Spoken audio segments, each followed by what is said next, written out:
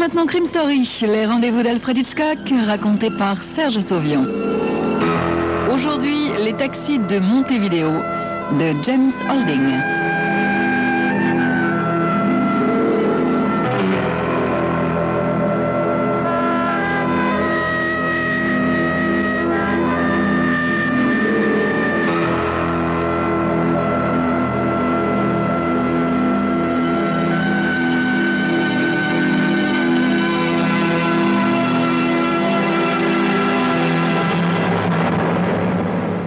Près de 8 heures du soir, quand je trouve assez de force pour arpenter les couloirs à la recherche d'un téléphone en état de marche. Un quart d'heure plus tard, je compose le numéro du syndicat des chauffeurs de taxi de Montevideo. Allô, qui est à l'appareil? Je reconnais la voix bourrue de Carlos Olavide, le président du syndicat. Je réponds, c'est moi. Fernando Quintana. Je suis surpris d'entendre que ma propre voix a un son aussi rauque. C'est sans doute parce que le pansement que j'ai sur la gorge, avec toutes les compresses, étouffe mes cordes vocales. Fernando, qu'est-ce qu'il y a? Demande-t-il avec l'intonation de quelqu'un qui s'attend à de mauvaises nouvelles. J'appelle de l'hôpital des Sœurs de la Miséricorde. Il m'interrompt. Tu es blessé, Fernando? Rien de grave, Carlos. J'ai une entaille au cou, pas trop profonde. Le toubib m'a fait 5 points de suture. Le pansement est impressionnant, c'est tout. Carlos pousse un soupir inquiet. Bon, qu'est-ce qui s'est passé, Fernando? 2 hommes, un presque nain qui avait l'accent portugais et un grand type maigre avec un chapeau beige. Je les ai pris dans mon taxi à Russell Park. Ils m'ont donné une adresse sur les quais. À mi-chemin, alors qu'ils parlaient de la pluie et du beau temps, le nain a passé sa main par-dessus le dossier de mon siège et m'a mis un couteau sous la gorge. Il a fait ça presque gentiment, mais c'était quand même un couteau. Et j'ai commencé à sentir le sang gluant couler le long de mon cou à l'intérieur de ma chemise. Je me suis garé au bord de la route comme ils me l'ont ordonné, en faisant de mon mieux pour ne pas bouger la tête. Ils voulaient l'argent de ma recette, mais quand je leur ai donné les billets, le grand a dit au nain de mieux enfoncer la lame dans mon cou. C'est juste un avertissement pour montrer que les Tigers parlent sérieusement. Voilà ce qu'il a dit, Carlos. Bon sang! La voix de Carlos traduit sa peur. T'as mis quelqu'un au courant? Le toubib, les flics? Non, non, Carlos, non. Ils m'ont fait comprendre que j'avais pas intérêt à bavarder. Remarque, tu t'en es bien tiré, reprend Carlos, en marquant une légère pause. Parce que Diego Carrero, lui, c'est son taxi qui a explosé. J'espérais que c'était de la malchance, mais maintenant, avec ce qui t'est arrivé... Oui, ce qui est sûr, Carlos, c'est que l'homme de l'autre jour, avec ses menaces, il blaguait pas. Oui, on va être obligé de mettre les gars au courant, dit Carlos. Oui. Tu as raison, ça suffit comme ça. Je n'ai pas spécialement envie de lier des relations avec les bonnes sœurs de l'hôpital. J'essaie de rire, mais c'est un croassement qui s'échappe de ma gorge. Plus qu'1 jour avant la réunion, Fernando. Je prie le ciel qu'il n'y ait rien d'autre d'ici là. Oui. Et je raccroche. Le matin même, j'ai reçu l'ordre de passer au siège du syndicat. Carlos veut me voir. C'est Francisco Guevara qui me transmet le message alors que j'attends les passagers de l'avion de Buenos Aires. Immédiatement, j'abandonne ma place dans la file des taxis pour aller à la permanence du syndicat. Quand je pousse la porte du minuscule bureau, Carlos Olavide et Luis Bagno m'attendent. Carlos me tend une lettre. Lis ça, Fernando. La lettre, recouverte d'une écriture ferme et penchée, est adressée au syndicat des chauffeurs de taxi de Montevideo. Elle est très courte et dit: Monsieur, je passerai à votre siège aujourd'hui à 3 heures précises pour vous faire une proposition que vous devrez accepter si vous attachez du prix à la prospérité et à la vie de vos membres. Je suggère que les 3 principaux responsables de votre syndicat soient présents afin que vous sachiez tous à quoi vous en tenir. Je vous conseille, au nom des Tigers, de m'accorder toute votre attention. Signé Manuel González. Je repose la lettre sur le bureau de Carlos. Quel toupet! Sûrement un représentant en assurance qui veut nous impressionner. Et c'est pour ça que tu m'as fait venir, Carlos? Carlos se la vide et incline la tête. Oui, c'est pour ça, Fernando. En ta qualité de trésorier du syndicat, je te demande d'assister à ce rendez-vous. Mais cet homme est un vulgaire imposteur. Un peu gêné, je regarde Carlos. Tu vas quand même pas te soumettre à ces menaces, hein? Luis se tourne vers moi. L'inquiétude se lit sur son visage. Carlos pense qu'il faut qu'on fasse ce qu'il nous dit, que ça nous plaise ou non. Je fixe des yeux ronds sur Carlos. Pourquoi? Carlos fronce les sourcils. Pourquoi? Parce que je ne peux pas me permettre de prendre de risques avec les Tigers. Je ne sais pas grand-chose de leur organisation, sauf qu'elle est proche de celle de la mafia. Et qu'ils n'hésitent pas à supprimer ceux qui refusent de se plier à leurs conditions. Un frisson me parcourt le dos. Tu penses qu'ils en veulent à notre peau, c'est ça, Carlos? Mais pourquoi? On s'est pas mêlé de leurs affaires. On entend une grosse mouche bleue voler lourdement. T'as peut-être raison, Carlos. Il faut faire gaffe, dit Luis au bout d'un moment. Salut les gars, vous avez raison, lance une voix. Les Tigers n'aiment pas ceux qui se rebiffent. Nos 3 têtes pivotent instantanément vers la porte. Personne n'a entendu entrer le petit homme maigrichon qui vient de parler. Il s'avance en nous fixant l'un après l'autre d'un regard glacial.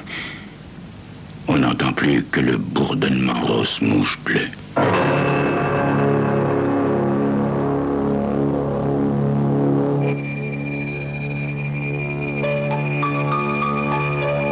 Qui est cet homme qui a annoncé sa venue par une lettre de menace? Que va-t-il leur proposer à eux, les membres influents du syndicat des chauffeurs de taxi? Est-ce que ce n'est pas simplement un détraqué mental? C'est ce que nous saurons dans quelques instants.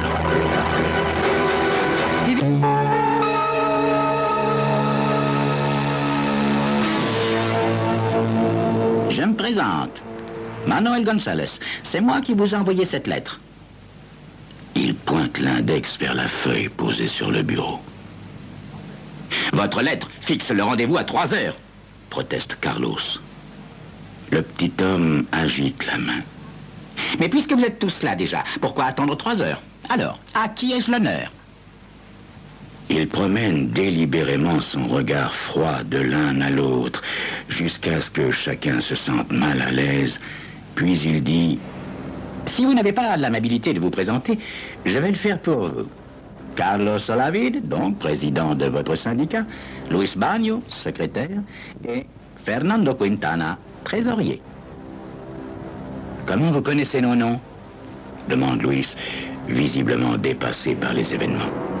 C'est mon travail de savoir ce genre de choses, et beaucoup d'autres également, répond Manuel González. Il sort ensuite de sa poche un appareil plat qu'il installe sur le bureau de Carlos. Vous allez avoir besoin d'un enregistrement de notre conversation, alors j'ai tout prévu. Et pourquoi on aurait besoin d'un enregistrement? Demande Luis. Pour la réunion mensuelle de vendredi, comme ça tout le monde pourra l'écouter. Bien, nous pouvons commencer notre entretien. Je m'adresse au syndicat des chauffeurs de taxi de Montevideo pour vous avertir, à titre amical, que vos membres courent un grand danger. Quel danger? Dis-je en hurlant. Je suis venu vous avertir à titre amical, reprend posément González. Mais Luis lui coupe la parole. Nous avertir de quoi? Les lèvres du petit homme s'étirent pour dire d'une voix suave: du risque d'accident. Je veux parler des accidents dont sont victimes les chauffeurs de taxi. ou leur voiture. Je ne vois pas de quels accidents vous parlez, dis-je. Je suis en train de vous expliquer. Les accidents dont je parle pourraient être évités, mais pour cela, il faudrait que les Tigers veillent à ce qu'ils n'arrivent pas. Je vois toujours pas où vous voulez en venir, le coupe Carlos. Ne jouez pas à l'imbécile, Carlos Olavid. Lui se redresse. Moi, en tout cas, je vous déconseille de traiter Carlos d'imbécile. Carlos étend une main apaisante entre les deux hommes. Simplement, reprend Gonzalez, les Tigers proposent à vos membres leur protection contre les malheureux accidents dont ils risquent d'être victimes, évidemment. En échange, les Tigers demandent une petite rétribution. Carlos bondit hors de lui. Quoi? Vous osez venir racketter le syndicat des chauffeurs de taxi? Inutile d'insister. Nous n'avons pas besoin de votre protection. Allez au diable, vous et vos Tigers. Je vous propose donc, reprend Gonzalez, impassible, que votre syndicat me verse, au lieu que je fixerai, et le premier de chaque mois, 5% des cotisations que vous percevez. Réfléchissez bien. Je suis venu à titre amical aujourd'hui, mais j'ai peur que vous ne sous-estimiez les Tigers. Il se tourne vers moi. Au fait, puisque vous êtes le trésorier, une petite précision. En liquide, la somme. Chez nous, on n'aime pas remplir les bordereaux de banque. Il se dirige vers la porte. Nous allons remettre cet enregistrement à la police, lui crie Carlos. Essayez seulement, dit Gonzalez en se retournant pour le fixer. Je le saurai dans la demi-heure et vos langues n'auront plus longtemps l'occasion de bavarder. Pauvres idiots que vous êtes. Vous n'avez pas assez de jugeote pour penser que les Tigers ont leurs indices dans la police. Son assurance ne trompe pas. Carlos frissonne. Luis jette un regard désemparé sur Gonzalez qui passe le seuil de la porte. Carlos nous regarde, Luis et moi, comme pour s'excuser. D'ici à demain, vous aurez l'occasion de penser aux Tigers. Je pense que ce sera plus convaincant qu'un discours. Au plaisir de vous revoir, messieurs. À bientôt, dit-il en faisant un clin d'œil entendu. Après que Gonzalez ait quitté la pièce, de nouveau, on n'entend plus que la mouche bleue voler lourdement. Suis-le, Fernando, me dit Carlos. Nous n'allons pas nous laisser faire. J'attends quelques instants pour qu'il sorte de la maison, puis je me glisse dans la rue. Quand je l'aperçois, il est au coin de la place, mais le temps que je me faufile entre les tables des terrasses de café, il a disparu dans la foule. Le vendredi soir, à la réunion du syndicat, lorsque Carlos aborde le sujet des Tigers, les indignations fusent. Mais quand il force le volume de l'enregistrement de la conversation avec Gonzalez, les voix se taisent. Tous comprennent que l'explosion de la voiture de Diego n'est pas due à la malchance et que c'était bien les Tigers qui l'avaient programmée. Les 5 points de suture qui couturent ma gorge, dont j'ai enlevé un instant le pansement, font également forte impression. Ensuite, Pepa Lopez, une des rares femmes de notre corporation, raconte qu'après avoir déposé un client sur les hauteurs de Montevideo et être allé boire une orangeade, les freins de son taxi n'ont plus répondu et qu'elle a préféré emboutir sa voiture contre un rocher plutôt que risquer sa vie. Quant à Joaquim Celestinos, il a été agressé la nuit précédente par un client de taille moyenne et qui portait des lunettes noires. Joaquim a été assommé et quand il est revenu à lui, sa recette avait disparu et on avait mis du sucre dans son réservoir à essence. Après tous ces récits, quand il est question de voter une augmentation des cotisations mensuelles pour s'assurer la protection des Tigers, il n'y a que 2 abstentions et une voix contre.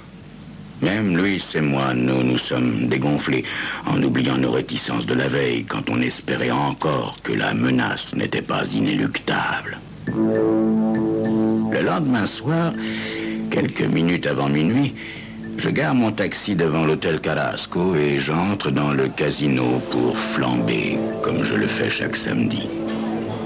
Je joue modestement à la roulette jusqu'à minuit et un quart environ. Puis, quand j'estime avoir gagné assez, je suis le petit croupier maigrichon qui vient d'être relevé par un collègue et je décide d'aller me restaurer au bar. Je finis ma bière quand le croupier m'aborde. Il allume une cigarette et murmure « Le jardin » entre ses dents et descend les marches vers la terrasse. J'attends quelques minutes avant de le rejoindre. Il est accoudé à la rampe de pierre et semble absorbé dans la contemplation de la pleine lune. « Ça a marché comment ?» me demande-t-il avidement. « Quoi? La réunion ?»« Mais oui, la réunion, bien sûr. » Ça a marché comme sur des roulettes. Augmentation de 5% des cotisations votées pratiquement à l'unanimité. Satisfait, le petit croupier a un signe approbateur du menton. Bon, t'as le premier paiement, Fernando? Je sors de ma poche une liasse de billets que je lui montre en lui disant « Tu as été formidable dans ton rôle de représentant des Tigers, Manuel. » Il s'incline comme un comédien à la fin du spectacle. J'ai été bon, Fernando, je le reconnais, sans fausse modestie, très bon même. Mais, après tout, l'idée est de toi, et l'idée est géniale, elle aussi. Il rit doucement en écrasant son mégot de cigarette sur le talon de sa chaussure. Je suppose que je porte la responsabilité de ce pansement sous ton manteau. Bien sûr, Manuel. Un nain et un homme portant un chapeau beige sont censés m'avoir attaqué et tailladé la gorge. Un avertissement des Tigers. Enfin, c'est ce que croient tous les membres du syndicat des chauffeurs de taxi. Et si quelqu'un avait voulu voir ta blessure? Reprend le croupier. Je réponds avec dignité. Est-ce que tu me prends pour un imbécile, Manuel? Je me suis réellement tailladé la gorge. Et je peux même te dire que ça a sacrément pissé le sang. Bravo! Et quels autres accidents tu as encore manigancés pour appuyer mes menaces à tes collègues? Je lui raconte l'explosion de la voiture de Diego Carrero, le sabotage des freins de Pepa Lopez et le tabassage de Joaquim Celestinos, puis le sucre dans le réservoir de sa voiture. Bravo, vraiment bravo! Il rit jusqu'à en avoir les larmes aux yeux, les essuie du revers d'une main et me tend l'autre. Et maintenant, Fernando, l'argent. La somme est complète? Je commence à compter les pesos dans sa main. Voilà, Manuel, 25% pour toi et 75% pour moi, selon notre accord. Je suis certain que tu apprécies le réel génie de notre combine, Manuel, car à présent, c'est une véritable rente qui va tomber chaque mois et j'espère bien que nous allons en profiter longtemps. Manuel incline solennellement la tête. Tu es génial, Fernando. Disons-le, tout simplement génial. Et pourtant, il hésite et me regarde de biais. Et pourtant, tu n'aurais jamais pu monter ta combine sans moi, hein? Bah, évidemment, je ne pouvais pas me passer de toi. Alors, Fernando, je suppose que mes services valent beaucoup plus que les 25% que nous étions convenus. Sa voix semble affûtée comme la lame d'un poignard. Je ne dis rien. Je me contente de le regarder avec un demi-sourire. Il poursuit. En fait, Fernando, plus j'y pense, plus je crois que c'est moi qui mérite les 75%. Et toi, le quart qui reste. Tu deviens cinglé ou quoi, Manuel? Réfléchis un instant, Fernando. Est-ce que je ne peux pas aller voir les chefs de ton syndicat et te dénoncer comme un traître à votre corporation? Oui, tu pourrais le faire, Manuel, mais tu ne le feras pas. Parce que si tu le fais, je te dénoncerai à mon tour à la police comme un escroc vivant sous une fausse identité. Manuel sourit. Vraiment? Dans ce cas, je serai expulsé. Et après? Toi, par contre, tu serais lynché par tes propres collègues avant que la police puisse intervenir pour te sauver. Non, tu vois, Fernando, je pense que nous sommes tous les deux vulnérables, mais toi, tu l'es encore plus que moi. 75% pour moi. On est d'accord? Sans un mot, je compte de nouveau les pesos dans sa main. Merci, Fernando. Je te remercie, me dit-il d'une voix où toute trace de dureté a disparu. Maintenant, il faut que je retourne à ma table. Manuel fourre le paquet de billets dans sa poche. Le mois prochain, même heure, même lieu. Oui, c'est ça. Même heure, même lieu le mois prochain. Bonne continuation, Manuel. Il quitte la terrasse et disparaît dans la salle. Je sors du casino. Je finis par trouver sa Volvo au fond du parking. Et je coince sous le tableau de bord suffisamment de plastique pour que le simple fait de tourner la clé de contact soit son dernier acte sur Terre. Je monte ensuite dans mon taxi pour rentrer chez moi. Je conduis lentement. Je réfléchis. Oui, il va falloir que je trouve un autre associé.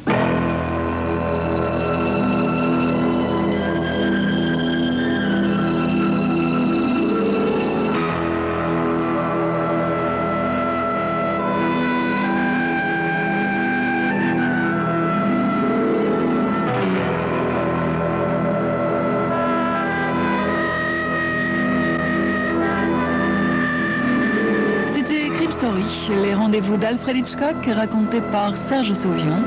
Aujourd'hui, les taxis de Montevideo de James Holding.